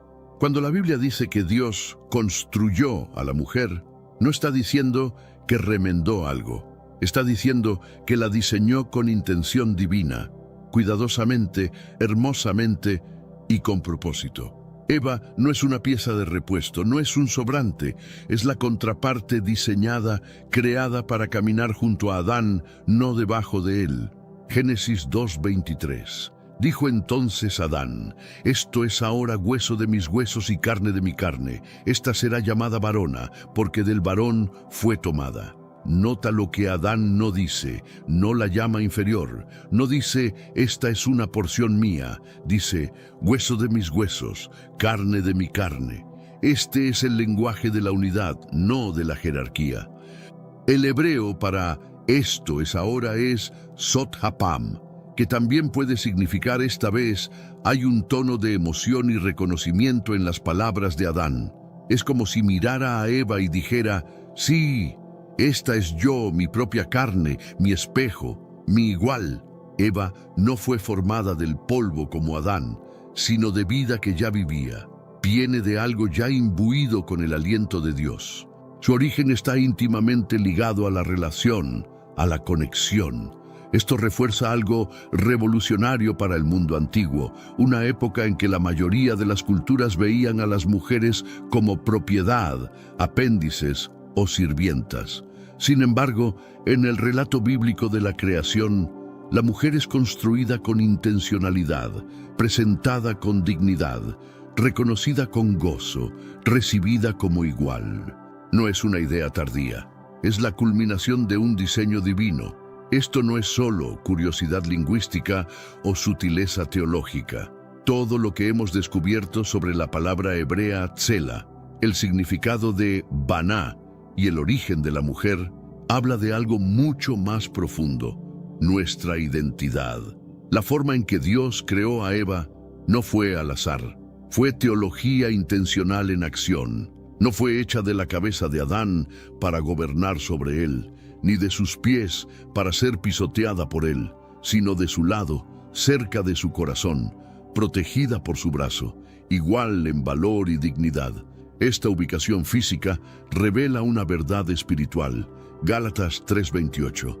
Ya no hay judío ni griego, no hay esclavo ni libre, no hay varón ni mujer, porque todos vosotros sois uno en Cristo Jesús. Esta unidad en Cristo no es el borrar lo masculino y femenino, es la elevación de ambos. Es un regreso a lo que siempre fue la intención, propósito compartido, valor compartido, portadores de imagen compartidos. La masculinidad sola no refleja la imagen completa, ni tampoco la feminidad sola, pero juntas revelan el misterio de la naturaleza de Dios. ¿Y si hemos malentendido esto durante siglos? ¿Y si la imagen tradicional de Eva, siendo creada de una costilla, ha llevado a generaciones de teología distorsionada, minimizando la fuerza, sabiduría y autoridad que Dios puso en la mujer desde el mismo principio? Restaurar esta verdad no se trata solo de corregir la traducción, se trata de redimir la identidad. Masculino y femenino no fueron creados para competir, dominar o disminuirse mutuamente. Fueron creados para caminar en unidad, corresponsabilidad y reflejo mutuo del Dios que los hizo a ambos. Durante siglos, Génesis 2 ha sido malinterpretado a través del lente del patriarcado, usado para afirmar que la mujer era una creación secundaria, un derivado del hombre, y por lo tanto subordinada a él. Esta mala interpretación ha moldeado la teología, la tradición de la Iglesia y culturas enteras. Ha llevado a la desigualdad en el matrimonio, roles limitados para las mujeres en el ministerio, e incluso ha disminuido cómo algunos ven la imagen femenina de Dios reflejada en la humanidad. Pero, ¿y si lo hemos entendido mal? ¿Y si el texto hebreo original cuenta una historia completamente diferente? Regresemos a Génesis 2:21. Y Jehová Dios tomó uno de sus lados. Si lo que Dios removió no fue un hueso, sino un lado completo, entonces la mujer no es un ser parcial, no es un fragmento, es una expresión completa de la imagen divina. Esto no es una sustracción, es una división de iguales, dos seres hechos de la misma sustancia, uno no sobre el otro, no una cadena de mando, sino un círculo de comunión. Efesios 5:31. Por esto dejará el hombre a su padre y a su madre, y se unirá a su mujer, y los dos serán una sola carne. Pablo está citando Génesis aquí, recordándonos el patrón divino. Uno se convierte en dos, dos se convierten en uno. El matrimonio no se trata de dominancia o jerarquía, se trata de restauración, reunión y pacto mutuo. La unidad que fue dividida en el Edén ahora está siendo sanada en el amor del pacto, un regreso a la armonía. Efesios 5:32 continúa: Grande es este misterio, mas yo digo esto respecto de Cristo y de la Iglesia. Pablo eleva el matrimonio a un símbolo profundo, una parábola viviente de la relación de Cristo con su novia, la Iglesia. En esa relación, Cristo no domina, sirve, se sacrifica, santifica y exalta. Jesús consistentemente rompió las expectativas culturales. En un mundo donde las mujeres eran silenciadas, les dio voces. En un mundo donde eran invisibles, las hizo centrales. Si el segundo Adán, Jesús, trató a las mujeres con tal dignidad e igualdad, ¿no deberíamos reexaminar cómo leemos la creación de la primera mujer? Cuando Dios creó a Adán y tomó de su lado para formar a Eva, había armonía, unidad de propósito, identidad y relación. Pero en Génesis 3, algo se hizo pedazos. La serpiente engaña a Eva. Ella come del fruto prohibido y se lo da a Adán. Súbitamente sus ojos se abren. Se sienten expuestos, avergonzados y vulnerables. Se cubren y se esconden de Dios. Por primera vez en la historia humana hay culpa, vergüenza y división. Génesis 3:12. Y el hombre respondió: La mujer que me diste por compañera me dio del árbol y yo comí. ¿Lo ves?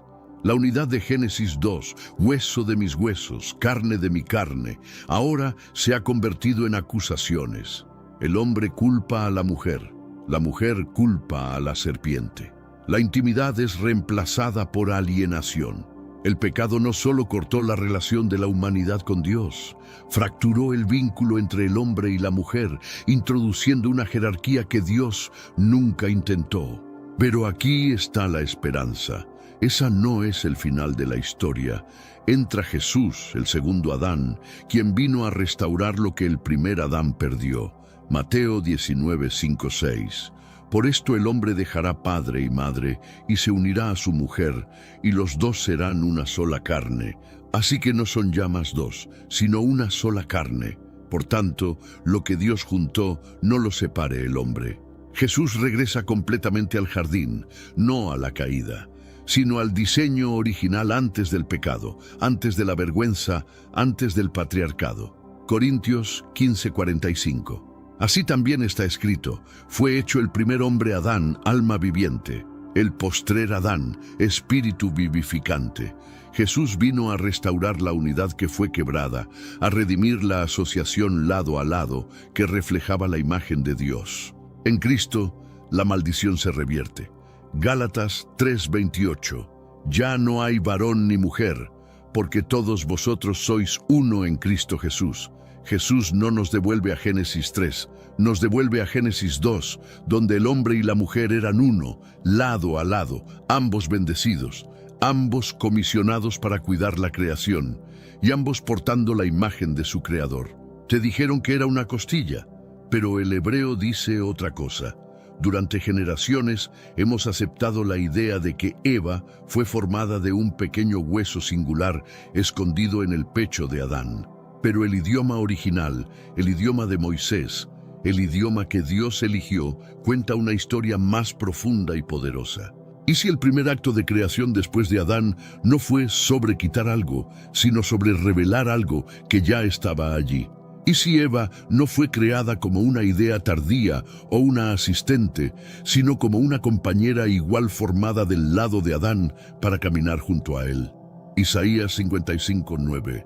Como son más altos los cielos que la tierra, así son mis caminos más altos que vuestros caminos, y mis pensamientos más que vuestros pensamientos.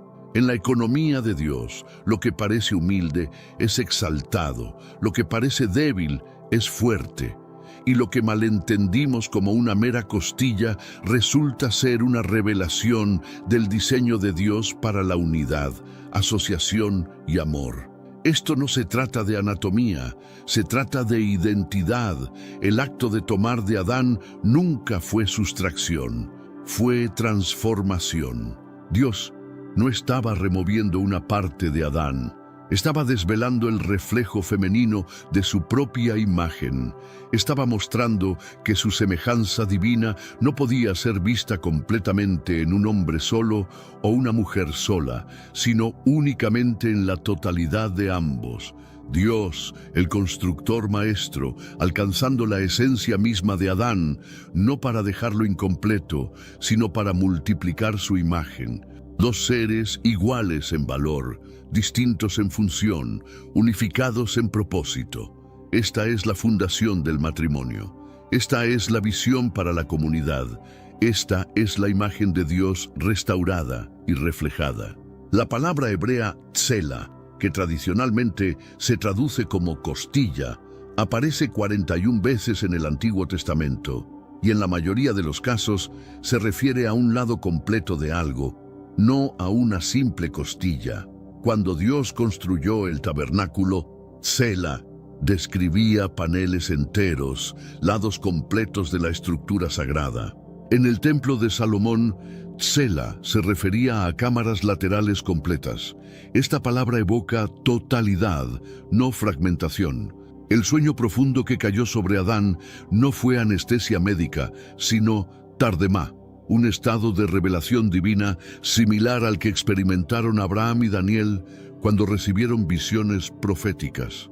En este estado de conciencia expandida, Adán fue testigo del acto creativo más íntimo de Dios. No fue una operación quirúrgica, sino una revelación mística donde la dualidad inherente en la imagen divina se manifestó físicamente. Cuando Adán despertó y exclamó, «Esta sí es hueso de mis huesos y carne de mi carne», no estaba celebrando recuperar una parte perdida. El hebreo Sot Hapaam se traduce mejor como «esta vez sí» o «finalmente». Era el grito de reconocimiento de alguien que por fin veía completado lo que había estado esperando.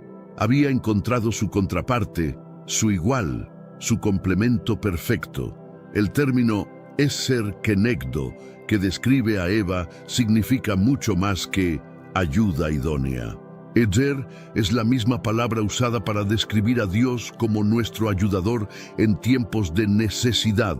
Implica fuerza, rescate, poder. Kenegdo significa correspondiente a él, frente a frente, como su igual. Eva no fue creada para ser subordinada, sino para ser una fuerza equivalente, una presencia que pudiera estar cara a cara con Adán en igualdad de condiciones. La creación de Eva reveló algo fundamental sobre la naturaleza de Dios mismo. Si el ser humano fue hecho a imagen de Dios, entonces la dualidad masculino-femenino debe reflejar algo de la naturaleza divina. No que Dios tenga género, sino que la diversidad en la unidad, la complementariedad en la igualdad, son características del carácter divino que se manifiestan en la humanidad a través de esta dualidad creada.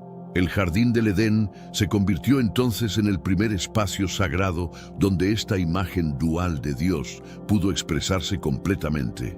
Adán y Eva juntos formaban un tabernáculo viviente de la presencia divina. Su unión no era simplemente matrimonial, sino teológica, una demostración visible de cómo la diversidad y la unidad pueden coexistir en armonía perfecta. La desnudez sin vergüenza de Adán y Eva no era principalmente sobre sexualidad, sino sobre transparencia espiritual. Vivían en un estado de vulnerabilidad completa sin temor, porque no había engaño, manipulación o agenda oculta entre ellos. Esta transparencia era posible porque ambos reflejaban perfectamente la imagen de Dios, y en Dios no hay sombra de variación ni engaño. Cuando Dios dijo, no es bueno que el hombre esté solo, no estaba identificando una deficiencia en Adán, sino reconociendo que la imagen completa de Dios no podía ser reflejada por un solo individuo. La soledad de Adán no era emocional, sino ontológica, una incompletud en la manifestación de la imagen divina que requería la creación de Eva para ser resuelta. El acto de construir a Eva, la palabra hebrea baná, se usa para construcciones permanentes y sagradas, indica que Dios estaba estableciendo algo eterno y fundamental para la humanidad.